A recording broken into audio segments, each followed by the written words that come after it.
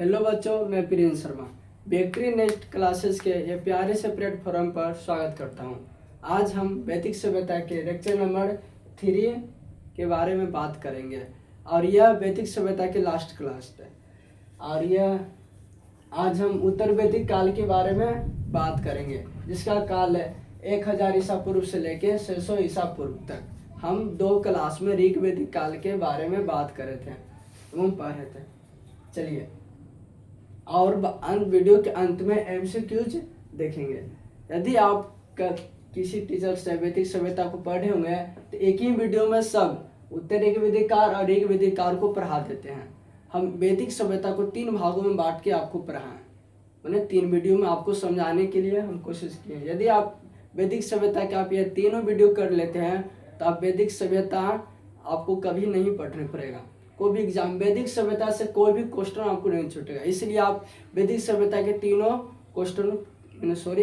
Video आप देख लीजिए। वैदिक सभ्यता का हम 3 वीडियो लाए हैं, हम एक ही वीडियो में नहीं लाए। चलिए, तो आज हम उत्तर वैदिक काल के बारे में पढ़ेंगे कि ऋग वैदिक काल से उत्तर वैदिक काल में क्या बदलाव आया, ऐसा क्या चेंजिंग आया कि जो समाज था, जो कार्य पर व्यवसाय पर बटा हुआ था, वो चरम स्थान पर कैसे हो गया। जो लड़कियों ऋग वैदिक काल में लड़कियों की आज़ादी थी शिक्षा ग्रहण करने की, घर से निकलने के लिए, सती प्रथा, बाल विवाह, लड़कियों के मन है शादी करे या न करे। ऋग वैदिक काल में लड़कियों की बहुत आज़ादी थी, पर बीच में क्या हुआ उत्तर वैदिक काल में कि जो लड़की फिर से आगे नीचे, उसे आज़ादी नहीं मिला। जैसे ऋग वैदिक काल में मिला, ठीक उसी प्रकार उसे उत्तर वैदिक काल में नहीं मिला। आज हम लोग इसको जानेंगे। उत्तर वैदिक काल के हम बात करें तो ये 1000 ईसा पूर्व से लेकर 600 ईसा पूर्व तक है। इस काल में सामवेद, यजुर्वेद, अर्थवेद तथा उपनिषदों की रचना हुई थी। कल की क्लास में हम लोग देख चुके थे। और ऋग वैदिक काल में ऋग की रचना हुई थी, जिसमें 10 मंडल है ना। चलिए, इस काल में आर्यों के अस्थायी जीवन व्यतीत करना आरंभ। यदि मेरा क्लास आप किए होंगे ऋग वैदिक काल का, तो ऋग वैदिक काल में आर्य पशुपालन को प्रमुख मानते थे।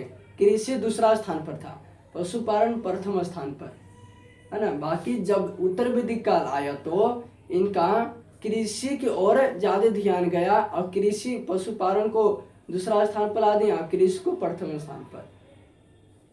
तो इस काल में आर्यों ने अस्थायी जीवन व्यतीत करना आरंभ कर दिया। हाँ, और ऋग वैदिक काल में हम लोग देखे थे, इन लोग कबीले में रहा करते थे। अजी कबीला और ई कबीला, अपना कबीला दूसरे कबीला पर आक्रमण किया, उस कलेवा कबीला ले लिया।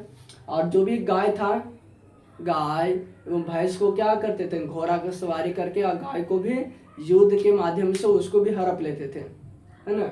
और आर्य लोग क्या चीज में रहने करते थे, कबीला में, और कबीलों पर आक्रमण क्या करते थे और अपनों में मिला लेते थे। चलिए, इस काल में आर्यों ने अस्थायी जीवन व्यतीत करना आरंभ कर दिया। ठीक, जैसे कि ऋग वैदिक काल में अस्थायी जीवन नहीं था, आज वहां तो कल वहां। बाकी उत्तर वैदिक काल में ये लोग अस्थायी जीवन और अपना गांव था उसका विकास करना भी शुरू कर दिया था। पशुपालन की जगह कृषि को आर्थिक महत्व मिला, अभी हम समझा चुके हैं, है ना। ऋग वैदिक काल में पशुपालन को महत्व दिए, योगदान बहुत ज्यादा दिए हैं, प्रथम स्थान पर। उत्तर वैदिक काल के बात करें तो कृषि पर अधिक महत्व मिलने लगा था। महिलाएं अब अधिक स्वतंत्र नहीं थी। क्लास के पहले हम शुरुआती में बता दिए कि जिस प्रकार महिलाओं को ऋग वैदिक काल में छूट था, ठीक उसी प्रकार उत्तर वैदिक काल में देखने को नहीं मिलता है। तो महिलाएं अब अधिक स्वतंत्र नहीं थी। जैसे कि सभा एवं समितियों में महिलाओं को भाग लेने की छूट थी, लड़कियां को शिक्षा ग्रहण करने की छूट थी, लड़कियों को सती प्रथा, बाल विवाह, ये सब प्रथा कुछ भी नहीं था। लड़कियां का मन है शादी करे या न करे, उसका मन। बाकी उत्तर वैदिक काल में लड़कियों को मैंने जन्म लेना ही खराब माना जाने लगा। उत्तर वैदिक काल में सोचो, लड़कियां की स्थिति इतना गिर गया उत्तर वैदिक काल में। और जिस प्रकार समाज 4 भागों में बटा था व्यवसाय के आधार पर, जैसे जो ग्रंथ पढ़े, वेद लिखे, वो हो गया ब्राह्मण, जो तलवार धनुष लड़े वो हो गया क्षत्रिय, जो व्यापार करे वो हो गया वैश्य, और जो तीनों की सेवा करे वो हो गया शूद्र। व्यवसाय के आधार पर जो बटा हुआ था वो अब जन्म के आधार पर बंटने लगा। हम वैदिक सभ्यता के पहला क्लास में हम बताए थे, यही आगे जाके जो व्यवसाय के आधार पर बटा वही आगे जाके क्या पर बढ़ जाता है, जन्म के आधार पर बढ़ जाता है। तो महिलाएं अब अधिक स्वतंत्र नहीं थी। ठीक, वर्ण भेद धीरे धीरे जन्म मूलक बढ़ने लगे। अभी हम समझाए ना, जो वर्ण भेद जो समाज 4 भागों में बटा हुआ था व्यवसाय के आधार पर, वह समाज जन्म के आधार पर बंटने लगा था। इंद्र के स्थान पर प्रजापति स्वार्थिक महत्व देवता। ऋग वैदिक काल के हम बात करें तो सबसे महत्वपूर्ण देवता इंद्र थे। और उत्तर वैदिक काल के हम बात करें तो इंद्र के स्थान पर प्रजापति आ जाते हैं। इसको याद रखिएगा, एमसीक्यू जाता है। इंद्र के स्थान पर प्रजापति स्वार्थिक महत्व देवता हो गए। हेडिंग उत्तर वैदिक काल में जितना भी हुआ घटनाएं सब उत्तर वैदिक काल में देखने के लिए मिला है। तो ऋग वैदिक काल में महत्वपूर्ण देवता इंद्र थे। उत्तर वैदिक काल की बात करें तो सबसे महत्वपूर्ण देवता प्रजापति बन गए। जादू टोना तथा भूत पिशाचों के विश्वास ने धर्म में स्थान बना लिया। आपसे हम क्वेश्चन पूछते हैं कि जादू टोना किस वेद में? ऋग्वेद, यजुर्वेद, सामवेद के अर्थवेद? तो यह अर्थवेद जादू टोना का उल्लेख किया गया है। तो उत्तर वैदिक काल में इसका बहुत तेजी से फैलने लगा, जादू टोना, पिचास, भूत पिचास ये सब। चलिए, पुत्री जन्म को अच्छा नहीं माना गया है ना। अब पुत्री को जन्म लेना बेकार माना गया उत्तर वैदिक काल में। तो इस उत्तर वैदिक काल में क्या क्या बदलाव आया?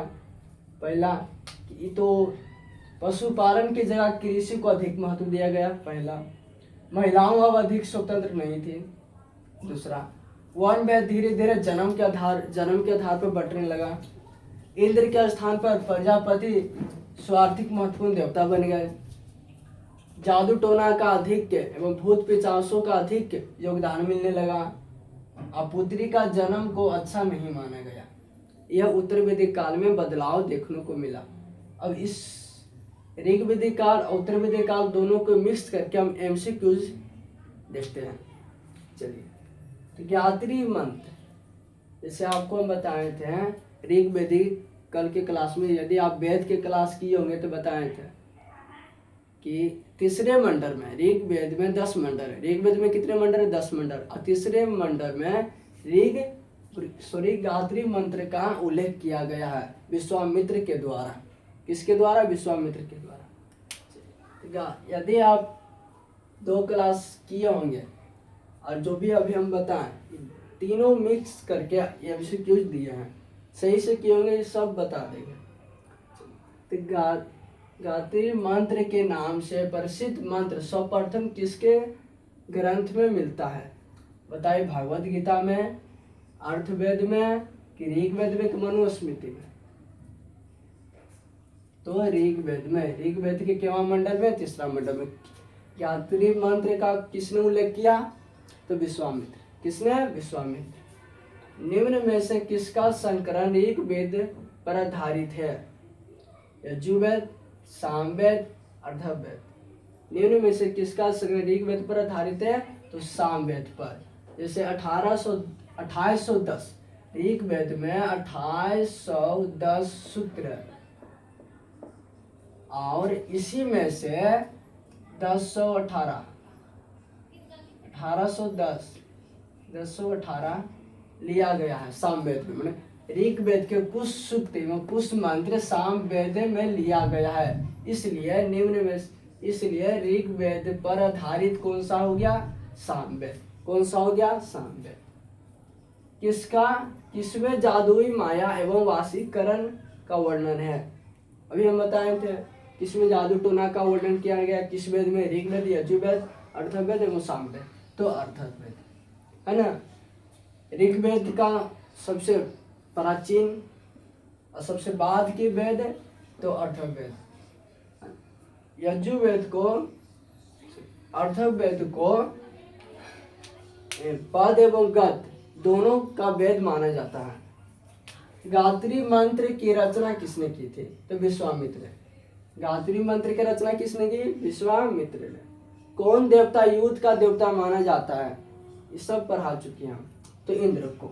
और यही इंद्र जाके उत्तर वैदिक काल में किस नाम से जाने जाते हैं? प्रजापति। पुराणों की कुल संख्या कितना है? 18। वेद की कितने संख्या है? 4। वेदांत की संख्या कितने? 6। उपनिषद की संख्या कितने हैं? तो 108। आपको यहाँ कुल महाकाव्य कितने हैं? तो 2, रामायण और महाभारत। 10 राजाओं का युद्ध, 10 राजाओं का युद्ध, 10 राजाओं का युद्ध किसमें उल्लेख किया गया है? तो ऋग्वेद में। किसके किसके बीच हुआ आप इस कमेंट में बताइएगा। तो 10 राजाओं का युद्ध किस नदी के किनारे हुआ था? तो आपको बताएं तो रावी नदी को किनारे। पर रावी नदी के किनारे किस रावी नदी को ऋग्वेदिक काल में किस नाम से जाना जाता था? तो परुष्णी। कौन सा नदी? परुष्णी। वैदिक काल में किस जानवर को अघन्य माना गया था? तो गाय को, है ना। गाय को ये लोग अघन्य माने जिसे मारने वाला नहीं पशु। इसे यदि गाय को कोई हत्या करता तो उसे वेद के अनुसार उसे मृत्यु दंड की सजा मिलता था। इसलिए प्रिय पशु की बात करो तो घोड़ा, प्रिय देवता की बात करो ऋग्वेदिक काल में तो इंद्र। पर अघन्य किसे कहा करता था? अघन्य तो गाय को। किसे? गाय को। आर्य शब्द का शताब्दिक अर्थ क्या होता है? तो श्रेष्ठ। आर्य का शब्द का शताब्दिक अर्थ क्या होता है? श्रेष्ठ। उत्तर वैदिक काल ये लोग हिमालय से भी प्रचलित हैं। जैसे हड़प्पा के लोग हिमालय की जानकारी कुछ भी नहीं था, पर वैदिक काल में जो भी आर्य थे वो हिमालय के भी बारे में जानते थे, हिमालय पर्वत के बारे में। तो उत्तर वैदिक काल में, ऋग्वेदिक काल से उत्तर वैदिक काल में क्या क्या चेंजिंग आया था?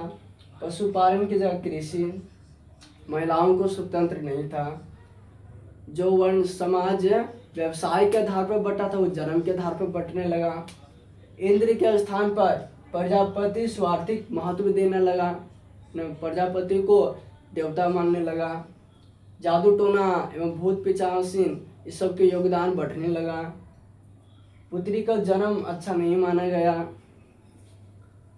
गायत्री मंत्र के नाम से प्रसिद्ध मंत्र सर्वप्रथम किस ग्रंथ में मिलता है? तो ऋग्वेद में। ऋग्वेद में केवा मंडल? 3रा मंडल। गायत्री मंत्र किसने लिखा? तो विश्वामित्र। किसका संकलन ऋग्वेद पर आधारित है? तो सामवेद का। किसमें जादुई माया एवं वशीकरण है? तो अथर्ववेद में। गायत्री मंत्र की रचना किसने की? तो विश्वामित्र। कौन देवता युद्ध का देवता माना जाता है? तो इंद्र का। पुराणों की कुल संख्या 18। 10 राजाओं का युद्ध किस नदी के किनारे लड़ा गया? तो परुष्णी, रावी नदी के किनारे। वैदिक काल में किस जानवर को अघन्य माना गया? तो गाय। आर्य शब्द का क्या अर्थ होता है? श्रेष्ठ। संस्कारों की कुल संख्या कितना है? तो 16।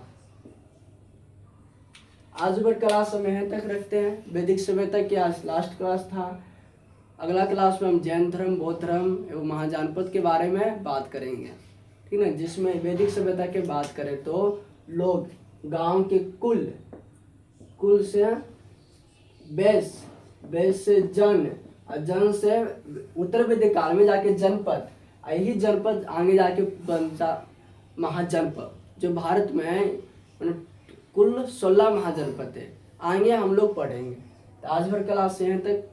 यदि आपको कोई भी परेशानी दिक्कत होता है, बोर्ड पर कोई भी लिखा हुआ नज़र नहीं आता या समझाया हुआ कुछ समझ में नहीं आता है, आप कमेंट में बता सकते हैं। चलिए आज भर क्लास यहाँ तक रखते हैं। जय हिंद, जय भारत।